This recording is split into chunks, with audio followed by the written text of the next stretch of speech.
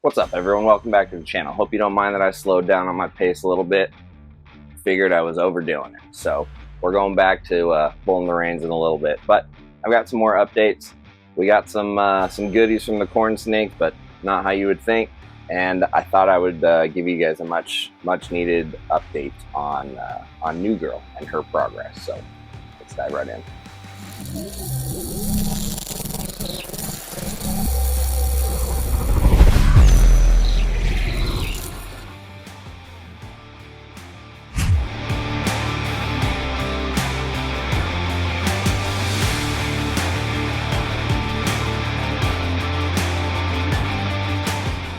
So if any of you have been paying attention to the channel, you know that last year being a major slug fest, got a couple clutches of slugs from the corn snakes and chalked it up to maybe not getting them as cold as I thought they needed.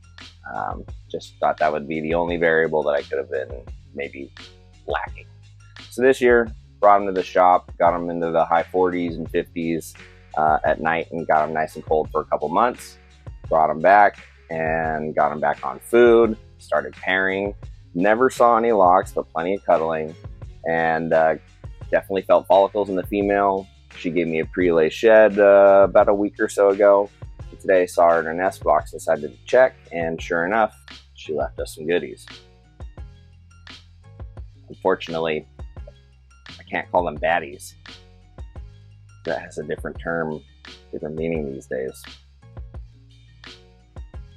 I don't want 20 plus baddies in my apartment. That's not how I roll. I'm married. But anyway, tis another slug fest. 22 slugs. What's a slug? Infertile eggs, they're like jelly. Some of them are weird and like double embryo size, long. Like this one looks like it could have been 2. But none of them are fertile. All just look like little cheesy duds. So, corn snake's off to a great start. I suspect that there's something going on with the pair. I do have a backup male growing up. I've since spoken to Glenn about what he suggests I should do, and he thinks I should keep the male, grow the younger male up still as I am, and try and use both next season, i.e. maybe some combat, something in there, or maybe just the presence of another male will stimulate one or both of them to really try and get the job done. I suppose that is another variable worth trying. So, second year of breeding the red zeps, my corns, failed again. So, well, we do have the hognose snake eggs to look forward to, hopefully. That female has had her pre-lay shed about a week ago as well, so bring you with that. When that happens, bring you all with me to see that. That's what I'm trying to say. But yeah, now let's move on to some New Girl updates. So I've been taking lots of photos of her kind of throughout the week or so as she's changing position, progressing, just to see if I notice much difference. And essentially, at about 38 days post-ovulatory shed, I'm not seeing her trying. I'm not seeing anything coming out. We got about 5 slugs out early on, and that's where we stopped. I've been spraying her down, keeping her really humid, stimulating lots of movement, and just nothing. So today I decided I would lube up a probe and do the opposite of what you're supposed to do with them, and actually went into the cloaca to see if there was any blockage. And I was able to get to one of the oviducts and feel an egg in there and see where I was at. So I don't think there was any blockage. So I did some manual massaging, just kind of gently massaging her, which she didn't like. So I put her head through this paper towel tube initially so she wouldn't be biting me, and then it seemed to calm her down, and then she came out and I just kind of gently held her. And I think at some point it clicked that I wasn't hurting her. And so I just did some massaging with her and eventually broke a seal, so to speak, and a flood of urates and some chunky stuff came out. So that was really encouraging. And then I tried massaging what I'm assuming were eggs in there, and they were just kind of stuck in this spot. And 2 of them seemed to not be moving, so just massaging. And I was able to actually see some movement, so I thought I would kind of forced the issue a little bit more and was able to palpate one of the eggs out without hurting her. There's no tear, there's no blockage.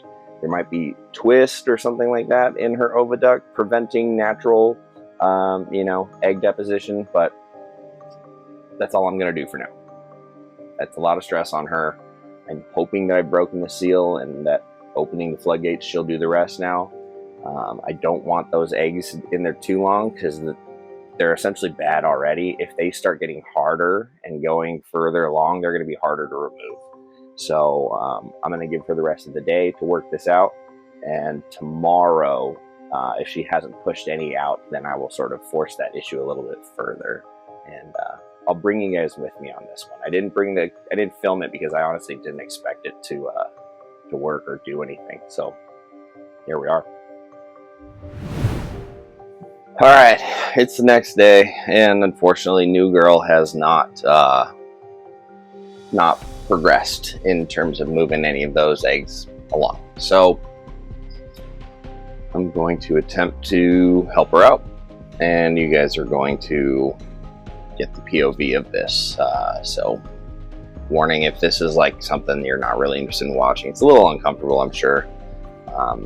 If it ends up getting graphic, I obviously won't show it, but it shouldn't be. It should be just stressful.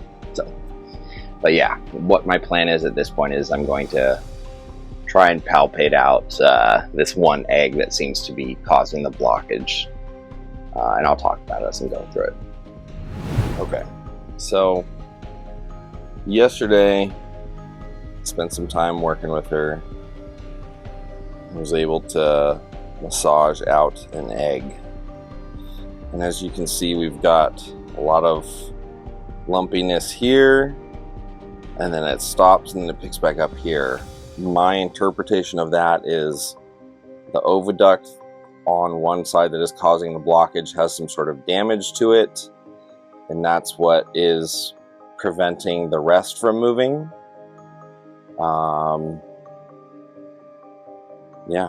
So we're just going to see what we can do here.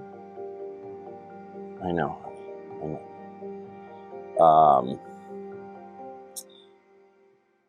The egg that I managed to get out yesterday was very large for this species. I know, she's very uncomfortable.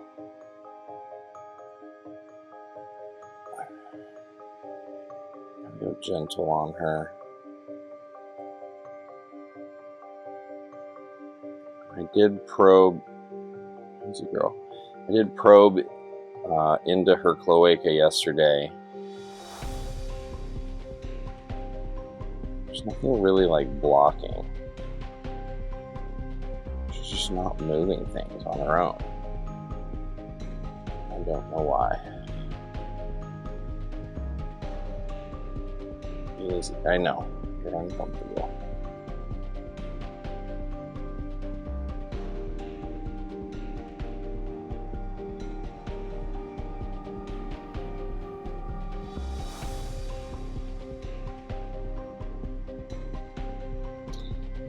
Feels very stuck.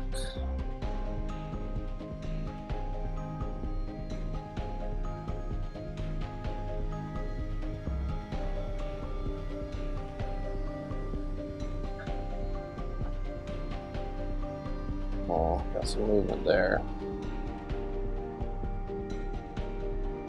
Here we go.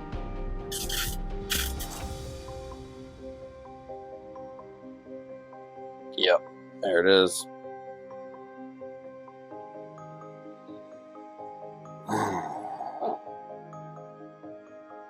So now I'm wondering if everything, oh man, she is full of eggs. These gotta go. These are starting to stink. I can smell it.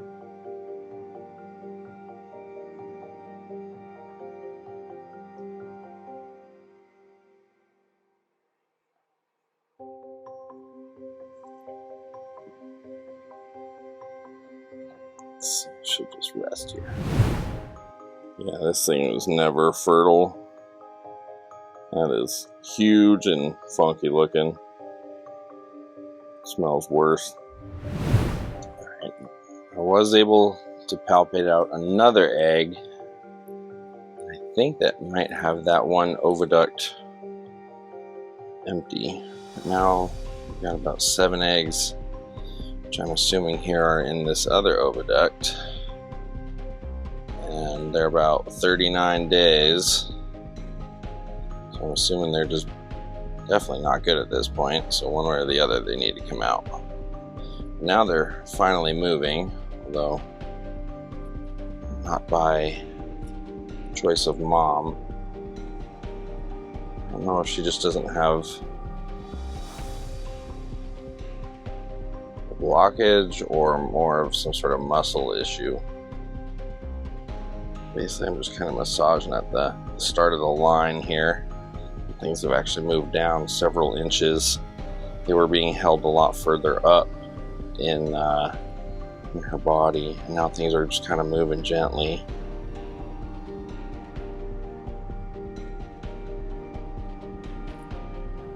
It's only 7 eggs in there.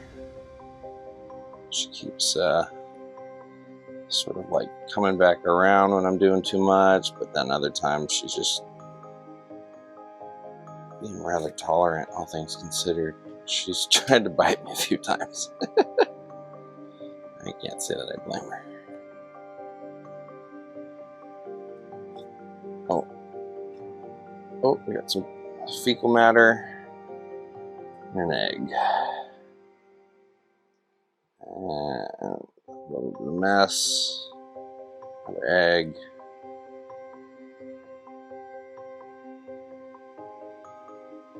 Egg. Sorry, don't get mad at me. Everything's coming out. You know, there's a little bit of... Ugh. Don't bite me. A little feces and some other tissue, and she's obviously stressed.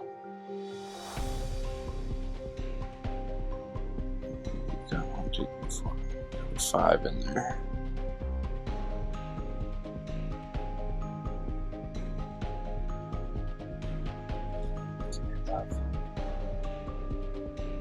Bring him back.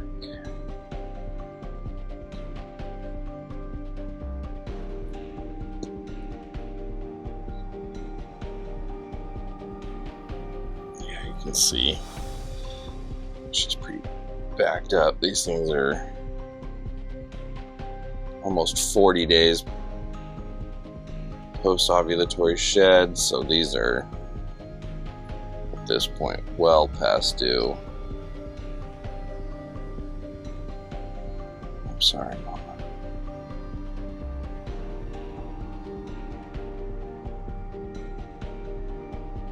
Comes another egg, y'all.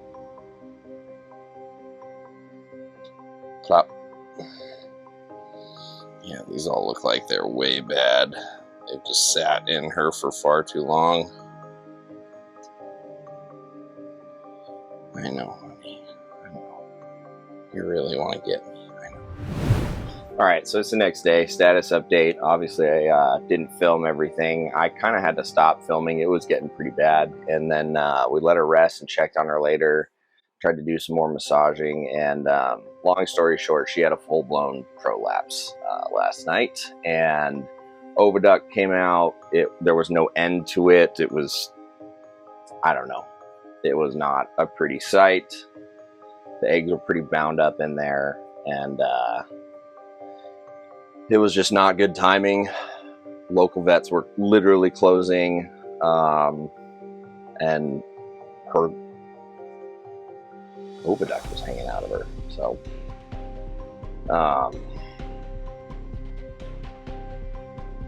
she's still here. I was able to ligate and tie it off and remove the eggs, and she kept trying to pull away, and the weight of the eggs in there was like yanking her oviduct out of her. I had to have my wife come hold her. Kudos to her. She normally can hang with, medical procedures, but blood and the tissue and stuff, she was not ready for it. So she had to look away. She was a little queasy. I don't blame her. It was not pretty, but managed to remove the eggs, get her free of that weight essentially. And as soon as I did, the tissue sucked right back up into her cloaca. Yeah, got her cleaned up, got her on some sterile paper, and checked on her this morning, cleaned her up again. She's not actively bleeding. She's chilling. She's upset with me, but spoke to a former colleague, vet of mine through, when I was at the zoo, and got some advice and some suggestions. And basically at this point, it's either let it ride and see how she goes, or get her in for some antibiotics, potential surgery to open up and clean away any dead tissue to prevent potential infection, anti-inflammatories, all that good stuff. So I have to go to work, obviously, and we'll see how she does today. But if she's going through just fine, then I might just let her ride. I've spoken to a few other people more experienced than myself, and when they've dealt with this, they just let it ride, and it usually resolves itself. Some of those animals even go on to breed later. This girl will not. She is definitely destined to be a pet-only snake. So, yeah, not a great event. Pretty gross. Kind of traumatic. I hope I never have to deal with that again. But she's hanging in there. She's recovering, and make sure she does well. We'll see what we can do. Keep an eye on her over the next 24, 48 hours and make decisions accordingly. Wish her luck. All right, in order to end this on maybe more of a positive note, I think we started with horn snake slug out, and then prolapsing and new girl update not going well. I say we end this on a high note. I think my female super zebra is gravid. She's been refusing food. She was paired with OJ, who is a proven breeder, even though he's a small young guy. So I'll put a photo of them up here and you can kind of see, but she's been refusing food. She's been looking nice and tight and round, and everything's pointing towards her being gravid. She did just shed the other day, so she's on the clock. We're going to see. So that'll be pretty neat if that ends up being the case. It'll be her first time breeding that female super zebra that I produced. And we'll get a whole clutch of zebras if all goes well. So really happy, looking forward to that. Didn't think I was going to get any jungles this year. We're still waiting on Stardust clutch, but it looks like we might have a couple late jungle clutches. So they won't be ready in time for Pomona, unfortunately. What I got is what I got. I'll be bringing a few subadult and breeder males and a few other animals like that I'm going to be parting with. Breeder female popwing carpet. A lot of popwing carpets actually coming to Pomona. So if you're looking for that, be prepared. So yeah, otherwise a lot of my stuff is going to be kind of hatching and getting established later this year. So fall will be busy. So all right, well, I'm gonna get on out of here. Thanks for tuning in. Don't forget to send your warm fuzzies and happy thoughts for New Girl's recovery. She wasn't very happy with me yesterday, so don't blame her. But anyway, give my sponsor some love, Reptiles Express. Use code Riley50 to get you 10% or 50% off up to 10 shipping labels per customer. Use code RR10 over at Reptile Husbandry Designs to get yourself 10% off that 3D printed snake enrichment and husbandry awesomeness that Chris is making. Go check them out, show them some love. Those discount codes to save you some money. With the money you save, why don't you head on over to USARK and USARK Florida and go get yourself a membership if you're not already a member. Membership matters a ton. The bigger the body of people, the larger the voice.